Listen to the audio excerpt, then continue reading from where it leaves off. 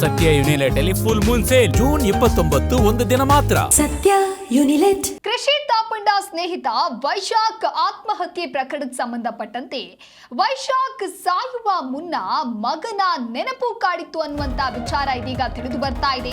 ಕೌಟುಂಬಿಕ ಕಲಹ ಡಿಪ್ರೆಷನ್ಗೆ ಹಾಗಾದ್ರೆ ಜೀವ ಬಲಿಯಾಯ್ತಾ ಅನ್ನುವಂತ ಪ್ರಶ್ನೆ ಇದೆ. ಮಗ ಶಾಲೆಗೆ ಹೋಗ್ತಿದ್ನ, ತಂದೆ ಹೇಗಿದ್ದಾರೆ, ಪತ್ನಿಗೆ ಕೊನೆಯ ಮೆಸೇಜ್ ಅನ್ನ ವೈಶಾಖ್ ಈ ರೀತಿ ಕಳುಹಿಸಿರ್ತಾರೆ. ನಂತರ ಉಸಿರು ಚೆಲ್ಲಿದ್ದಾರೆ ವೈಶಾಖ್. ಪತ್ನಿ ಮಗನಿಂದ ದೂರವಿದ್ದಂತೆ ಸಾವಿಗೆ ಕಾರಣವಾಯ್ತಾ ಅನ್ನುವಂಥ ಅನುಮಾನ ಮೂಡ್ತಾ ಇದೆ. 1 ತಿಂಗಳಿನಿಂದ ಕುಟುಂಬಸ್ಥರಿಂದ ವೈಶಾಖ್ ದೂರ ಉಳಿದಿರ್ತಾನೆ. ತಂದೆ, ಪತ್ನಿ, ಮಗನನ್ನ ಬಿಟ್ಟು ದೂರ ಇರ್ತಾರೆ. 1 ತಿಂಗಳಿಂದಲೂ ಪತ್ನಿಗೆ ಕರೆ ಮಾಡೋದಾಗಿರ್ಲಿ ಅಥವಾ ಮೆಸೇಜ್ ಯಾವುದು ಕೂಡ ಮಾಡಿರೋದಿಲ್ಲ. ಅದಕ್ಕೂ ಮುನ್ನ ಕೌಟುಂಬಿಕ ಕಲಹದ ಬಗ್ಗೆ ಇಬ್ಬರ ಕುಟುಂಬಸ್ಥರು ಕೂಡ ಮುತುವರ್ಜಿಯನ್ನ ವಹಿಸಿದ್ರು. ಆದ್ರೆ ಪತ್ನಿ ಜೊತೆಗೆ ಮತ್ತೆ ಉಳಿದುಕೊಳ್ಳಲು ವೈಶಾಖ್ ನಕಾರವನ್ನ ಹೂಡಿರ್ತಾರೆ. 1 ತಿಂಗಳಿನಿಂದ ಕುಟುಂಬಸ್ಥರ ಸಂಪರ್ಕ ಇಲ್ಲದೆ ಇರ್ತಾನೆ. ಡಿಪ್ರೆಷನ್ ನಿಂದ ವೈಶಾಖ್ ಬಳಲ್ತಾ ಇದ್ದ ಅನ್ನುವಂತ ಮಾಹಿತಿ ಈಗ ಮೇಲ್ನೋಟಕ್ಕೆ ಸಿಗ್ತಾ ಇದೆ. ಸಾಯೋದಕ್ಕೂ ಮೊದಲು ಮಗನ ನೆನಪು ಹಾಗಾದ್ರೆ ವೈಶಾಖ್ಗೆ ಕಾಡಿತ್ತ, ಮಗನನ್ನ ಮಿಸ್ ಮಾಡ್ಕೊಳ್ತಾ ಇದ್ರ. 1 ತಿಂಗಳಿನಿಂದ ಮೆಸೇಜ್ ಕಾಲ್ ಕೂಡ ಮಾಡದ ವೈಶಾಖ್ನಿಂದ ನಿನ್ನೆ ಪತ್ನಿಗೆ ಒಂದು ಮೆಸೇಜ್ ಹೋಗುತ್ತೆ.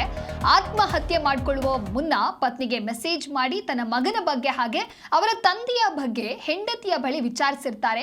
ಅಂದ್ರೆ ತಂದೆ ಹೇಗಿದ್ದಾರೆ, ಮಗ ಸ್ಕೂಲ್ಗೆ ಹೋಗ್ತಾ ಇದ್ದಾನ, ಮಗ ಹೇಗಿದ್ದಾನೆ ಅನ್ನೋದಾಗಿ ಕೇಳಿರ್ತಾರೆ. ನಂತರ ಕೃಷಿ ತಾಪಂಡಾಗೆ ಮೆಸೇಜ್ ಮಾಡಿ ಆತ್ಮಹತ್ಯೆ ಮಾಡ್ಕೊಳ್ಳೋದಾಗಿ ಮೆಸೇಜ್ ಆಗಿ ಕಾಲ್ ಮಾಡಿರ್ತಾರೆ. ಈ ವೇಳೆ ಕೃಷಿ ತಾಪಂಡ ಧೈರ್ಯ ತುಂಬಿರ್ತಾರೆ. ಯಲಹಂಕದಿಂದ ಬರೋವರೆಗೂ ಕೂಡ ಯಾವುದೇ ನಿರ್ಧಾರವನ್ನು ಕೂಡ ನೀನು ತೆಗೆದುಕೊಳ್ಬೇಡ, ಬಂದು ನೋಡುವಷ್ಟರಲ್ಲಿ ವೈಶಾಖ್ ಆತ್ಮಹತ್ಯೆ ಮಾಡ್ಕೊಂಡಿರ್ತಾರೆ. ಯಾವುದೇ ರೀತಿಯಾದಂತಹ ಕೆಟ್ಟ ನಿರ್ಧಾರ ತಗೋಬೇಡಿ ಅಂತ ಹೇಳಿ ಸ್ನೇಹಿತೆ ಹೇಳಿರ್ತಾರೆ. ಆದರೂ ಕೂಡ ಅವರು ರಿಟರ್ನ್ ಮನೆಗೆ ಬರೋ ಅಷ್ಟರೊಳಗೆ ಇವರು ಆತ್ಮಹತ್ಯೆ ಮಾಡ್ಕೊಂಡಿದ್ರು. ನಂತರ ಪೊಲೀಸರಿಗೆ ವೈಶಾಖ್ ಪತ್ನಿ ಹಾಗೆ ತಂದೆಗೆ ಕರೆ ಮಾಡಿ ಮಾಹಿತಿಯನ್ನು ಕೊಡ್ತಾರೆ. ಕರೆ ಮಾಡಿ ಮಾಹಿತಿಯನ್ನ ನಟಿ ಕೃಷಿ ತಾಪಂಡ ನೀಡಿದ ನಂತರದಲ್ಲಿ ಪೊಲೀಸರು ಅವರ ಕುಟುಂಬಸ್ಥರಿಗೆ ಮಾಹಿತಿಯನ್ನು ನೀಡ್ತಾರೆ. ಅದಾದ ನಂತರದಲ್ಲಿ ವೈಶಾಖ್ ಅವರ ಪತ್ನಿ ಹಾಗೆ ತಂದೆ ಆ ಒಂದು ಅಪಾರ್ಟ್ಮೆಂಟ್ಗೆ ಹೋಗ್ತಾರೆ. ಕನ್ನಡ ಚಿತ್ರರಂಗದ ಖ್ಯಾತ ನಟಿ ಕೃಷಿ ತಾಪಂಡ ಅಪಾರ್ಟ್ಮೆಂಟ್ನಲ್ಲಿ ಗೆಳೆಯ ವೈಶಾಖ್ ಆತ್ಮಹತ್ಯೆ ಮಾಡಿಕೊಂಡಿರುವಂಥದ್ದು. ಇನ್ನು ಬೆಂಗಳೂರಿನ ರಾಜರಾಜೇಶ್ವರಿ ನಗರದಲ್ಲಿರುವಂತಹ ನಟಿ ಕೃಷಿ ತಾಪಂಡ ಅಪಾರ್ಟ್ಮೆಂಟ್ ಏನಿತ್ತು, ಅದೇ ಅಪಾರ್ಟ್ಮೆಂಟ್ನಲ್ಲಿ ವೈಶಾಖ್ ಆತ್ಮಹತ್ಯೆಗೆ ಶರಣಾಗಿದ್ದಾರೆ. ಘಟನಾ ಸ್ಥಳದಲ್ಲಿ ಸದ್ಯ ಯಾವುದೇ ರೀತಿಯಾದಂತಹ ಪತ್ರ ಸಿಕ್ಕಿಲ್ಲ ಅನ್ನುವಂಥ ಮಾಹಿತಿ ಸದ್ಯಕ್ಕೆ ಲಭ್ಯವಾಗ್ತಾ ಇರುವಂಥದ್ದು.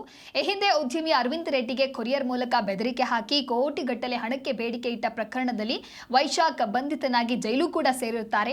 ಆದರೆ ವೈಶಾಖ್ ಆತ್ಮಹತ್ಯೆಗೂ ಮುನ್ನ ಕೃಷಿ ತಾಪಂಡಾಗೆ ಕರೆ ಮಾಡಿ ತಿಳಿಸಿರ್ತಾರೆ ಅನ್ನುವಂಥ ಮಾಹಿತಿಯೂ ಕೂಡ ಸದ್ಯ ಸಿಕ್ಕಿದೆ. ಒಟ್ಟಾರೆಯಾಗಿ ಪತ್ನಿ ಮೇಘನಾ ಕೂಡ ಒಂದು ಕಂಪ್ಲೇಂಟ್ ಅನ್ನ ಕೊಟ್ಟಿದ್ದಾರೆ. ಆ ದೂರಿನಲ್ಲಿ ಏನೆಲ್ಲ ಅಂಶಗಳು ಉಲ್ಲೇಖ ಆಗಿದೆ, ಅದಾದ ನಂತರ ತನಿಖೆ ಯಾವ ರೀತಿಯಾಗಿ ಸಾಗ್ತಾ ಇದೆ, ಇದೆಲ್ಲವೂ ಕೂಡ ಇನ್ನೇನು ಬೆಳಕಿಗೆ ಬರಲಿದೆ. ಒಟ್ಟಾರೆಯಾಗಿ ಕೃಷಿ ಆ ಒಂದು ನಿವಾಸದಲ್ಲಿ ಇರೋದಿಲ್ಲ. ಈ ವೇಳೆ ನಟಿಗೆ ಕರೆ ಮಾಡಿ ತಾನು ತೆಗೆದುಕೊಂಡಿರುವಂತಹ ನಿರ್ಧಾರ ಏನಿದೆ ಅದನ್ನ ಕೂಡ ಹೇಳ್ತಾರೆ.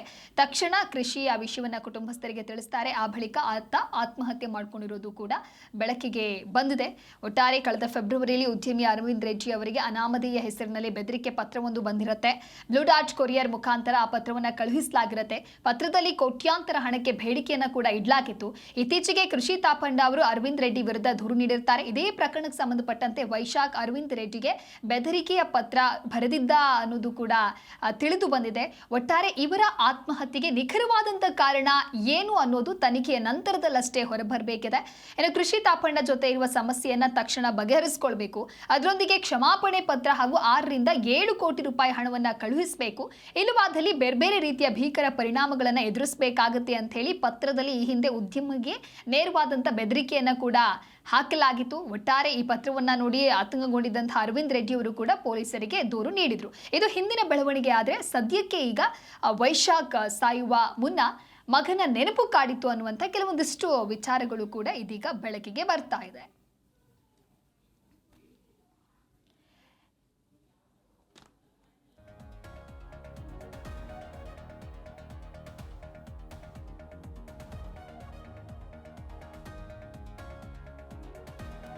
ಈ ಕುರಿತು ಮತ್ತೊಂದು ಬ್ರೇಕಿಂಗ್ ಅಪ್ಡೇಟ್ ಲಭ್ಯವಾಗ್ತಾ ಇದೆ. ಕೃಷಿ ತಾಪಂಡ ಮನೆಯಲ್ಲಿ ಫ್ರೆಂಡ್ ಸೂಸೈಡ್ ಕೇಸ್ಗೆ ಸಂಬಂಧಪಟ್ಟಂತೆ ವೈಶಾಖ್ ಪತ್ನಿ ದೂರಿನ ಮೇರೆಗೆ ಯುಟಿಆರ್ ದಾಖಲಾಗಿದೆ.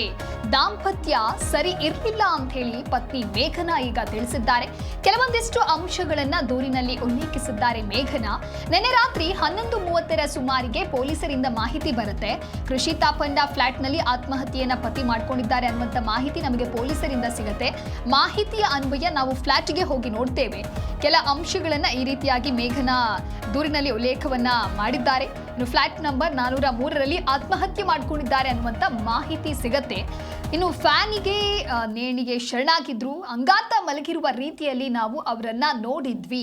ನನ್ನ ಹಾಗೆ ನನ್ನ ಪತಿ ಮಧ್ಯೆ ಸಾಕಷ್ಟು ವಿರಸ ಇತ್ತು. ನಮ್ಮಿಬ್ಬರ ಮಧ್ಯೆ ಆಗಾಗ ಜಗಳ ಆಗ್ತಾ ಇತ್ತು. 1 ತಿಂಗಳಿನಿಂದ ನನ್ನ ಗಂಡ ಮಾತನಾಡ್ತಾ ಇರಲಿಲ್ಲ.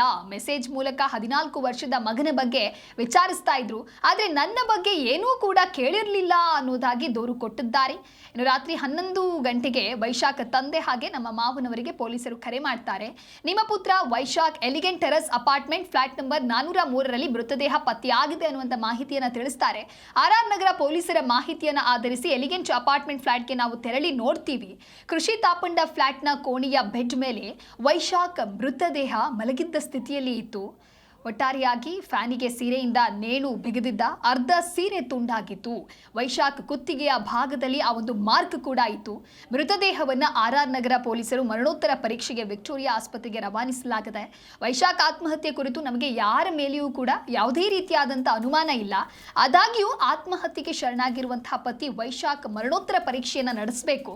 ಆತ್ಮಹತ್ಯೆಗೆ ನಿಖರವಾದಂಥ ಕಾರಣ ಪತ್ತೆ ಹಚ್ಚುವಂತೆ ವೈಶಾಖ್ ಪತ್ನಿ ಮೇಘನಾ ಈಗ ಕಂಪ್ಲೇಂಟ್ ಅನ್ನು ಕೊಟ್ಟಿದ್ದಾರೆ. ಪತ್ನಿ ಮೇಘನಾ ನೀಡಿರುವಂತಹ ದೂರಿನ ಹಿನ್ನೆಲೆಯಲ್ಲಿ ಅನುಮಾನಾಸ್ಪದ ಸಾವಿನ ಕೇಸ್ ಅಂತ ಹೇಳಿ ದಾಖಲಾಗಿದೆ. ಸದ್ಯ ತನಿಖೆ ಮಾಡಿದ ನಂತರದಲ್ಲಿ ವಾಸ್ತವಾಂಶ ಏನು, ಯಾವ ಕಾರಣದಿಂದ ವೈಶಾಖ ಆತ್ಮಹತ್ಯೆಗೆ ತುತ್ತಾಗಿದ್ದಾರೆ, ಈ ಎಲ್ಲ ವಿಚಾರಗಳು ಕೂಡ ತಿಳಿದು ಬರಬೇಕಿದೆ.